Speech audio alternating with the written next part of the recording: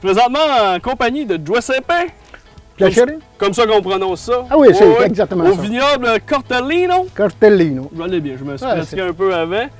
Giuseppe, parle-moi de ta passion pour le vignoble. Ben, la passion, bien certain que la passion vient un peu de l'Italie, en fait, de mes parents. Ils n'étaient pas vignerons, mais ils travaillaient beaucoup dans les vignes en Italie. Donc, sans doute, c'est dans le gène, si tu veux. En 2009, on est parti, on a planté des vignes ici. En 2009, on a mis 4500 vignes. Mais là, vous n'êtes pas tout seul, c'est une histoire de famille. C'est l'histoire de famille. En fait, c'est un peu la famille conjointe, ma femme, tout ça qu'on connaît ensemble. De temps en temps, certains enfants me donnent un coup de main. Là. Je peux inviter mes amis, mais ma famille, qui peut venir? Ici, là, c'est porte ouverte. Les Italiens, la porte est ouverte. Moi, je vais mettre ma pancarte en avant. Au lieu d'apporter votre vin, apportez votre lunch.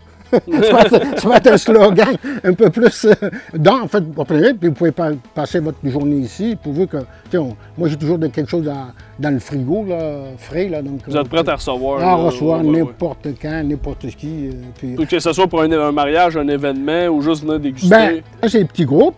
Moi, mais toi, si tu as 8 personnes ou 10 personnes, j'ai la visite du vignoble qu'on peut faire aussi avec dégustation, puis avec des petites bouchées avec ça. Donc, il y a beaucoup d'intérêt. Ceux qui sont passionnés vraiment pour le vin, je pense que je veux dire, comme ici aussi, on a des vins de nouvelle génération.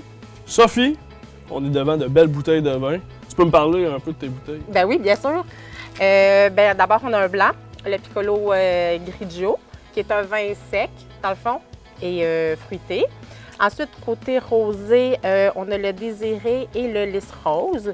C'est ce qu'on buvait tantôt. Exactement, le Lys Rose. Là. Fait qu'il va être un rosé, mais un petit peu qui va être plus sec, donc qui est bon en mangeant.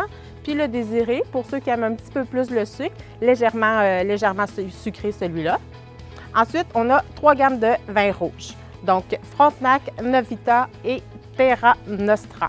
Donc le Frontenac, il va être un petit peu plus léger, fruité. Novita, une touche de boisé, un petit peu plus corsé. Puis si vraiment on veut quelque chose d'un peu plus corsé, aller barbecue, puis avec une viande plus forte, on a le Terra Nostra là, qui a beaucoup plus, là, dans le fond, de corps. J'imagine que c'est pour ça que la bouteille est un peu différente aussi, pour se différencier. Exactement. Donc, c'est notre petite chouchou qu'on aime beaucoup. On est vraiment fiers. C'est un vin rouge complexe. Justement, avec la structure, c'est quelque chose qui n'est pas nécessairement évident à faire aussi au Québec. Oui, on met un petit peu l'emphase sur notre Terra Nostra, qui a d'ailleurs gagné une belle petite médaille. Une médaille d'or. Félicitations, moi, ça me donne un argument de plus pour vouloir y goûter. Je t'ai déjà vendu, mais là, un vin médaillé. En plus. C'est sûr qu'on va aller goûter à ça. C'est sûr, on va vous faire goûter. Parfait.